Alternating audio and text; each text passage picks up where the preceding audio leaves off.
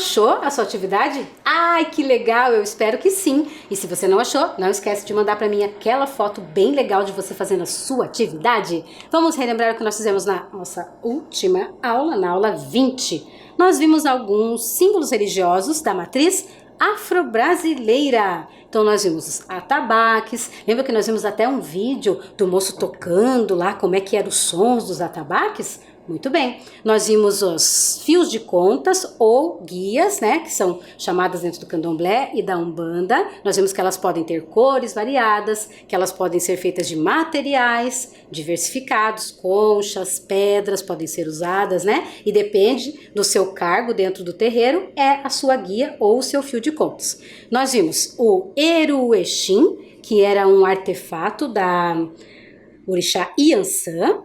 Nós vimos também o Ofá, que é o artefato do orixá Oxóssi. Vocês lembram por que era um arco e flecha? Isso, Oxóssi era um caçador. Muito bem, então ele andava com seu arco e flecha na floresta. E nós vimos o Abebé, que é da orixá Oxum, que nós vimos que é como se fosse um espelho ou um leque, né? E faz parte da história desse orixá. Muito bem, então nós já relembramos que nós vimos na aula passada, agora nós vamos começar a ver símbolos de qual matriz? Eu me lembro que eu falei na aula passada. Ai, puxa na memória, vamos lá, vamos lá, vamos lá. Isso! Hoje nós vamos conhecer símbolos religiosos indígenas e o que eles querem dizer. Muito bem, nós vamos começar por uma coisa que é muito característica dos indígenas. Olha lá, a pintura corporal. Vocês sabiam que os indígenas pintam o corpo? Quando você já foi procurar uma imagem de um indígena, normalmente ele está com o rosto, os braços, as pernas pintados. Mas por que será que eles pintam o corpo? Vamos descobrir na aula de hoje? Então vamos lá, acompanhem comigo a leitura aí. As pinturas corporais funcionam como um código social. Cada uma delas indica uma situação específica: guerra, nascimento de filhos, ritos, luto e etc. Então quer dizer que, por exemplo, as pessoas normalmente, se você já participou, se você já ouviu falar, até na televisão a gente vê, né? Quando acontece, por exemplo, de uma pessoa falecer, e aí acontece o velório, não é mesmo? Como que as pessoas se vestem normalmente no velório? Que cor? Preto. Normalmente, né, por conta de algumas regras sociais, as pessoas se vestem de preto no dia que tem algum falecimento lá no velório. Os indígenas, ao invés de utilizarem essa roupa preta, têm, por exemplo, um desenho para fazer no corpo para os dias de luto. Tem um desenho para fazer no corpo para quando nasce um bebê. Tem um desenho para fazer no corpo quando tem uma festa. Olha só, é como se essa pintura fosse a roupa do indígena. Olha só, observem aí. Vamos ver a próxima foto? Olha lá. Olha essa menina. Ela está com o rosto pintado, com vários desenhos diferentes. Vamos ler aí esse texto? Alguns povos indígenas dividem suas aldeias em duas metades. O povo xerente, que vive no norte do estado do Tocantins, é um exemplo. Eles dividem sua sociedade nas metades Sadkrã, identificada com a lua, e a metade Siptato, identificada com o sol. As pinturas também facilitam a comunicação entre os povos que não falam a mesma língua. Professora, mas como assim? Vocês sabem que os povos indígenas estão espalhados pelo Brasil inteiro. E cada povo, cada comunidade tem a sua característica.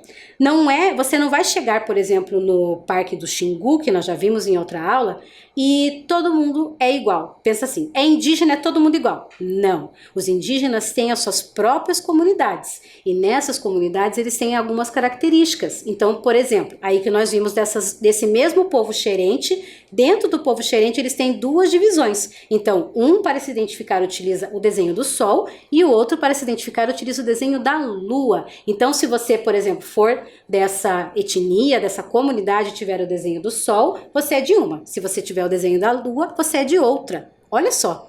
E, inclusive, ajuda as comunidades indígenas que não falam a mesma língua. Professora, como não falam a mesma língua? Pois é, eles falam os dialetos próprios, eles falam a língua guarani, falam a língua tupi. Cada comunidade tem a sua linguagem própria e às vezes eles se encontram nas festividades, como nós vimos no Quarupi, por exemplo, e quando eles se encontram, às vezes eles não falam a mesma língua, mas por conta do desenho que está no corpo, eles conseguem identificar qual é a etnia, se aquela pessoa é casada, se ela é solteira, se ela já foi alguma vez para guerrear, se ela é um caçador, se essa pessoa cozinha. todos esses desenhos são características daquela comunidade. Olha só que interessante. Vamos ver mais um pouco? Olha lá. Olha essa menina. Que cor que está pintado o rosto dela? Vermelho. Como será que eles fazem essa tinta? Porque, se nós formos pensar, os indígenas eles moram geralmente na região de natureza. Será que eles compram tinta igual aquela que você vê lá na escola? A tinta guache?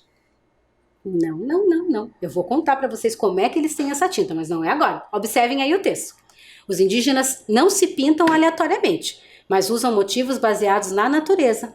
Padrões como a espinha de peixe, a casca de jabuti, o rastro da cobra, do veado e da onça são comuns entre muitos povos. Então lembra o que eu falei, né? Que eles pintam os seus corpos conforme a comunidade. Mas alguns desenhos são comuns a todos. Por exemplo, a cobra é uma coisa comum lá na mata. Então todas as etnias têm um desenho de cobra.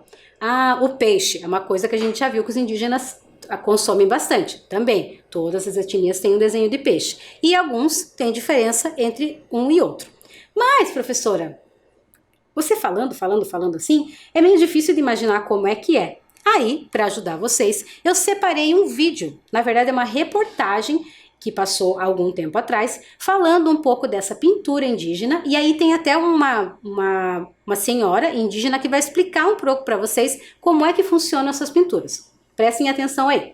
A arte da pintura no corpo acompanha os indígenas há décadas, desde a antiguidade que eles fazem, enfim, desenham nos seus corpos, né, pinturas, enfim, tatuagens, feita com tinta natural realmente que eles tiram aqui da onde eles vivem. Por exemplo, essa que ela está desenhando agora no meu braço, né, o significado dela é cobra. Ela fez uma outra também no meu braço que significa guerreiro. Enfim, cada uma dessas pinturas que eles fazem, realizam no corpo, cada uma delas tem um significado. A pintura corporal é uma manifestação cultural presente em várias sociedades, como os indígenas, por meio da maquiagem e da tatuagem. Os índios utilizam a pintura corporal como meio de expressão, ligado aos diversos manifestos culturais de sua sociedade. Isso já vem de gerações a gerações, né? Aí vai indo. Então, essa nossas pinturas, ela é muito significante para nós, né? Aí relembra os tempos antigos, né? Que viviam, né? Pintado, do jeito deles viver, né? Então, hoje a gente ainda continua ainda mantendo essa cultura nossa, né? De viver pintado, de viver do jeito que nós somos, né? Do jeito que antes passado viveram, nós estamos vivendo ainda. Nós ainda continua, né? Tendo essas pinturas ainda, que para nós é muito significante isso. Essa do rosto, senhora, por exemplo, o que significa essa do rosto da senhora? Essa do rosto, ela já vem antes, né? Isso é bem antigo mesmo, né? Ela significa assim, quando a gente vai indo para uma festa, né? Quando você vai a passeio, antes eles enfeitavam tudo para eles ir para outras malocas, né? Para eles ir para festa, festejar com outros povos. Aí então até hoje a gente ainda continua. Como agora teve essa conferência, né? E nós estamos com a nossa pintura do nosso antepassado. Para cada evento há uma pintura específica: luta, caça, casamento, morte. Para cada parte do corpo tem uma pintura. Umas são específicas para as pernas, outras nos braços, costas e rosto. Essa daqui, essa pintura aqui é da etnia Macurape. Aí nós usa, né? Que aqui são 9 etnias, então nós usa os Macurape, usa o do Aruá usa dos Macurape, e assim fica, né? Que a gente vive tudo junto aqui. As pinturas são parte importante da cultura indígena.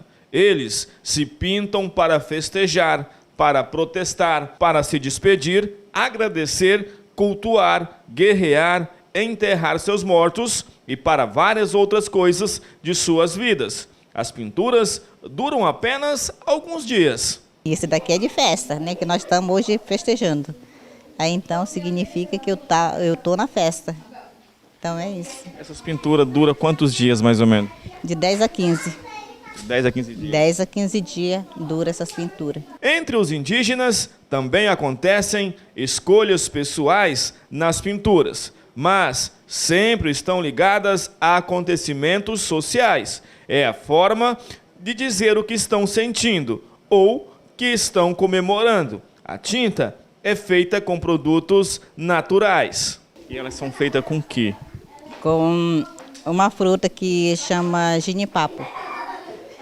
Ela é bem conhecida em todo lugar, né? Esse trabalho, pelo que eu vi que vocês fazem no corpo, ele é artesanal. Vocês fazem com o dedo, enfim, né? É tudo ali feito artesanal. Então, ela é feita, a gente pega um palito, né? Pode ser de dente ou de palha, mesmo que a gente usa mais é o palitinho de palha.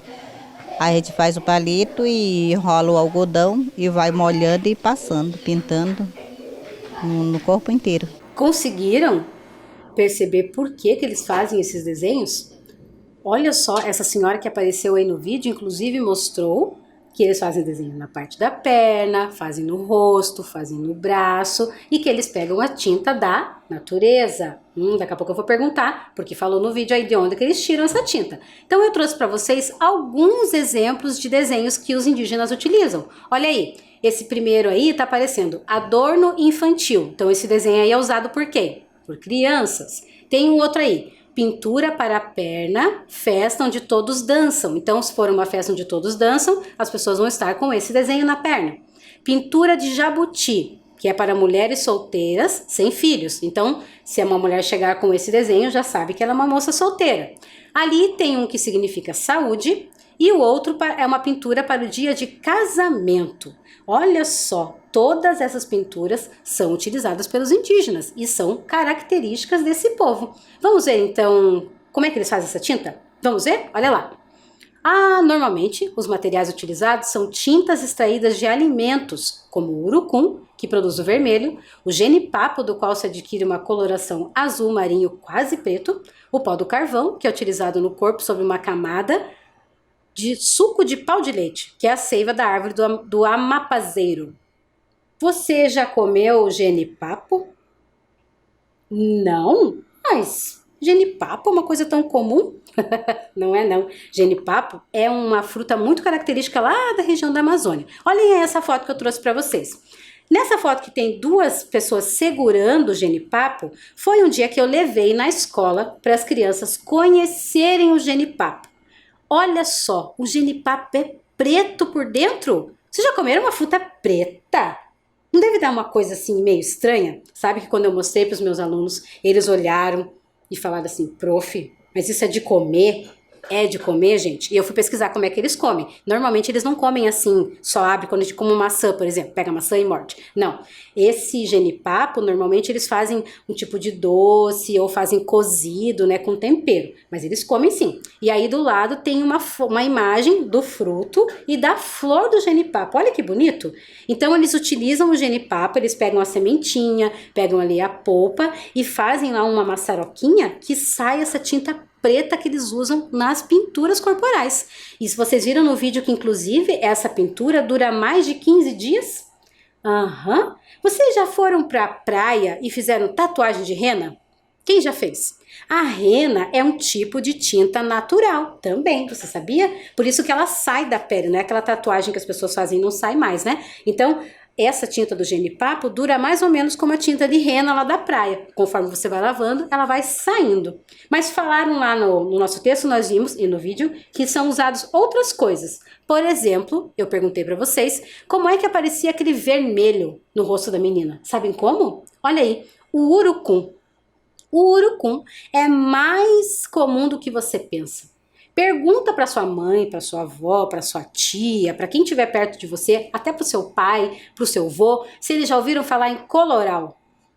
Coloral é a mesma coisa que o urucum. É essa sementinha vermelha aí. Estão vendo até que na foto a moça passou o dedo ali, até saiu a tinta. Ele é muito forte. Então as pessoas utilizam muito na culinária, sabe? Para ficar vermelho o molho, assim, sabe quando faz macarrão e faz aquele molho ficar bem vermelhinho? Então, o urucum é utilizado na culinária. A gente pode comer essa frutinha aí, essa sementinha. E do lado tem a imagem da seiva do amapazeiro, que estava escrito lá que era o leite, né? Eles falam que é um leite porque ela tem essa cor branca, mas é a seiva da árvore. Já ouviram falar nisso? É como se quando cortasse a árvore saísse esse líquido, e esse líquido é meio pegajoso, e aí eles retiram esse líquido da árvore, passam no corpo para poder grudar o carvão. Sabe o carvão que o papai usa lá no churrasco, que o vovô usa no churrasco? Então, tem lá também na floresta. E aí eles passam esse leite no corpo para poder grudar o carvão e ficar bem legal as pinturas. Mas nós falamos tanto em pinturas, pintar o corpo. Eu não vou pedir para vocês pintarem o corpo, né, galera? Porque não sei se vocês vão conseguir pintar sozinho. Eu não consigo pintar sozinho, acho que só a mão. Então, o que eu vou propor para nós hoje? Olha aí, a nossa atividade. Eu vou propor para que nós façamos um bracelete. Olha lá. Por que eu pedi a folha sulfite? Nós vamos pegar a folha sulfite e vamos fazer uma tira. Aí você vai medir o tamanho do seu braço, né? Se é menor ou é maior. E aí, por exemplo, eu vou medir o meu aqui. Olha lá. Vai caber certinho. Ó, vou poder usar meu bracelete. E aí, lembra que nós vimos que as comunidades indígenas, algumas pessoas fazem o seu próprio desenho, inventam, né? Sempre inspirado na natureza. E outras pessoas fazem os desenhos que já estão ali para a comunidade. Então eu trouxe aí para vocês, para ficar na tela um pouco depois, né? Alguns desenhos que vocês podem pensar, né? Se você não quiser fazer o seu mesmo, você pode copiar. Ou então você pode criar o seu, como eu vou fazer agora. Eu vou sentar aqui para mostrar para vocês. Então olha só, vocês vão ter aí depois um tempinho que vocês podem escolher um desses desenhos, mas eu vou fazer um aqui para vocês terem uma ideia. Então eu vou criar o meu próprio grafismo, sabe que é chamado grafismo, essa pintura que é feita no corpo dos indígenas. Então eu vou fazer um aqui, lembrando uma montanha. Esse vai ser a minha pintura corporal. Você pode criar a sua. Pode ser uma montanha, como pode ser dentes de um jacaré, olha só! Mas a minha é montanha, então eu vou fazer aqui verde. Você pode pintar, inclusive, o seu com um lápis de cor que tá aqui. Você pode enfeitar bem lindo o seu bracelete de pintura corporal indígena. Eu vou fazer até umas florzinhas aqui, porque afinal de contas é o meu bracelete. Você pode criar o seu e você pode copiar também os desenhos que eu vou deixar aí na tela para vocês. Não precisa ficar desesperado, né? Eu vou dar um tempo legal para vocês fazerem o desenho. Vou colocar aqui umas pintinhas azuis, porque o bracelete é meu e eu faço o que eu quiser. Ah, não esquece, tá? Quando você terminar o seu bracelete, você pede para um responsável, pai, a mãe, o tio, a tia, quem estiver aí perto de você, para tirar uma foto bem linda de você com o seu bracelete. Então, o meu bracelete ficou pronto. Eu pedi para vocês pegarem um durex ou uma cola. Se não tiver, a gente dá um jeito depois. Aqui eu peguei uma fita crepe. Coloquei aqui na ponta, olha lá. E vou colocar ou aqui no meu braço. Vamos ver se eu consigo pôr sozinho. Consegui, olha lá. Olha que legal! Esse é meu bracelete. Eu posso colocar aqui também como uma pulseira. E você pode fazer só um? Não, gente, faz um monte. Pode pôr na perna, pode pôr em vários lugares. Vou colocar como uma pulseira, vai ficar bem grandão. Vamos deixar ele menor. Meu braço é pequeno, igual de vocês. Olha lá. Gostaram? Ficou legal, não ficou? Então agora eu vou dar um tempo para vocês fazerem o de vocês. Pode ser colorido, pode ser preto, pode ser da cor que você quiser. Olha aí na tela, eu já volto.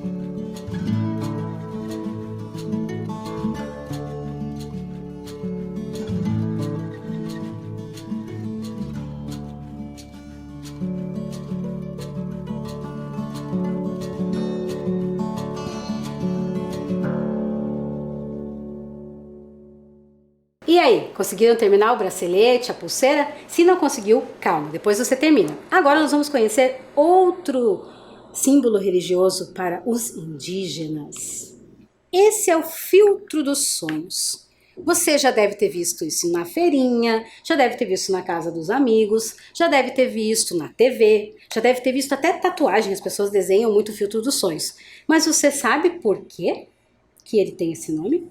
Sabe que o filtro dos sonhos não é característico dos indígenas do nosso país. O filtro dos sonhos é dos indígenas lá dos Estados Unidos. Sabia disso? De uma comunidade que chama Ojibwa. Sabe que os indígenas norte-americanos contam a história do filtro dos sonhos há muitos anos. Você quer ouvir a história do filtro dos sonhos? Então eu vou contar para você. Eu até trouxe um filtro dos sonhos aqui.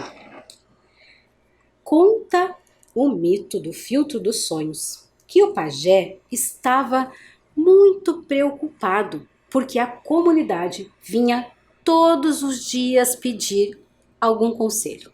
E dizia assim: as crianças estão tendo muito pesadelos, e é através dos sonhos que nós descobrimos as coisas que vão acontecer. E as crianças estão reclamando que só vêm pensamentos ruins, pesadelos e energias negativas. E o pajé não sabia mais o que fazer. Quando ele pensou, ele não sabia o que ele poderia fazer, ele subiu o alto da montanha para pensar no que ele poderia propor para acabar com os pesadelos das crianças. Quando o pajé chegou lá, sentou e estava pensando, o grande espírito da aranha chegou perto do pajé e perguntou: o que está acontecendo, querido pajé? Sabe que naquele tempo era até possível conversar com as aranhas? O espírito da aranha queria saber o que estava acontecendo, que o pajé estava tão preocupado. E ele disse que estava preocupado com os sonhos, com as energias que estavam entrando na sua comunidade. E o grande espírito da aranha disse que ia ensinar para ele um objeto que poderia filtrar esses sonhos. A grande aranha pediu para que o pajé pegasse um círculo para que ela mostrasse como era para ele fazer o filtro dos sonhos. Ele pegou esse grande círculo de madeira e a aranha começou a passar de lá para cá, de cá para lá, e teceu a sua teia, deixando sempre no meio um espaço. Mas por que será? O grande espírito da aranha explicou para o pajé que esse objeto deveria ser colocado nas janelas ou na entrada das casas, para que à noite, que é o horário que ficam espalhadas as energias, que quando a energia ruim passasse por essa teia, ela ficasse presa aqui e pudesse passar por dentro só as energias boas e os sonhos bons. E foi assim que o pajé fez. Ele desceu até a sua comunidade, ensinou a todas as famílias a fazerem o filtro dos sonhos. E no outro dia, as pessoas contaram que tinha mais um segredo. À noite, as energias ruins vinham até a teia e ficavam presas aqui. Mas se ficavam presas, elas estavam ali, ainda não estavam? Pois é, a grande aranha ensinou para o pajé que de manhã, quando o sol bate na teia, as energias ruins vão embora e fica só os sonhos e as energias boas. Esses enfeites aqui são para lembrar, quando o ar passa por aqui, que nós precisamos do ar o tempo inteiro. E eles utilizam muitas vezes penas de coruja por causa da sua sabedoria. Agora você já sabe por que esse objeto tem esse nome e o que é que aconteceu. Você tem um filtro dos sonhos no seu quarto? Você sabia que ele servia para isso? Então agora você já sabe que os sonhos ruins ficam lá no filtro dos sonhos e de manhã eles vão embora, os sonhos ruins. Gostaram de conhecer o filtro dos sonhos, que é um símbolo religioso para os indígenas? Muito bem! Agora vamos conhecer o nosso último símbolo religioso da matriz indígena? Olhem lá, esse é o pitanguá. Nossa, professora, parece um cachimbo? Sim, é um tipo de cachimbo. Eu até trouxe um aqui para mostrar para vocês. Esse aqui é feito de um tronco de árvore. Para os indígenas, esse cachimbo tem um significado bem especial. Vamos ler aí no texto? O pitanguá, guarani do litoral paranaense. O pitanguá é um objeto muito importante para os guarani. É um cachimbo muito utilizado na Opã, pois a fumaça que provém das ervas é um modo de comunicação dos Guarani com as divindades. Além disso, ele é usado também em outros contextos, por exemplo, quando se quer fortalecer, curar ou proteger algo ou alguém de agressões de outros seres ou pessoas. Essa técnica realizada com o petinguá é chamada pelos Imbiá-Guarani de moatashi, esfumaçar. Professora, eu já vi isso em outro lugar. Sim, outras religiões também fazem esse ritual de fazer fumaça. Os indígenas colocam as ervas aqui, acendem e assopram. Quando eles assopram, aquela fumaça que sai aqui pelo pitanguá, que sai pelo pitanguá, para eles tem o poder de curar, tem o poder de trazer os espíritos, assim como na Umbanda existe a defumação, assim como os incensos nas religiões de matriz oriental, já viram que acendem incensos lá para fazer as suas meditações. Existe também dentro da Igreja Católica os incensários, que eles utilizam também para fazer a mesma coisa. Eles acreditam que aquela fumaça que está passando por ali tem um poder de cura, um poder de fortalecimento. Muito bem. Gostaram de conhecer hoje os nossos símbolos religiosos da matriz indígena? Gostaram? Gostaram de fazer a pintura? Fizeram o seu bracelete? Muito bem, fizeram um bracelete, conheceram o filtro dos sonhos, que é uma coisa muito legal que vocês acho que não sabiam para que servia, e conhecemos o pitanguá, que é um tipo de cachimbo utilizado pelos indígenas. A nossa aula de hoje fica por aqui. Vamos colocar o nosso emoji, né, pessoal? Que é a nossa finalização. Não esqueçam, lavem as mãozinhas, usem a máscara e, se puder, fica em casa, tá bom? Vamos dar aquele abraço bem apertado? Vamos lá? Eu gosto de dar abraço assim, ó. Estico o braço. Imagina que tem uma pessoa. Imagina que sou eu. Vamos lá. Imagina que eu vou te dar um abraço agora. Abraça, abraça, abraça, abraça. Aperta, aperta, aperta, aperta, aperta. Ai, que abraço gostoso. Você tá cheiroso, tomou banho? Ah, que coisa boa. A gente se vê na próxima aula, pessoal. Beijo instalado. Até lá.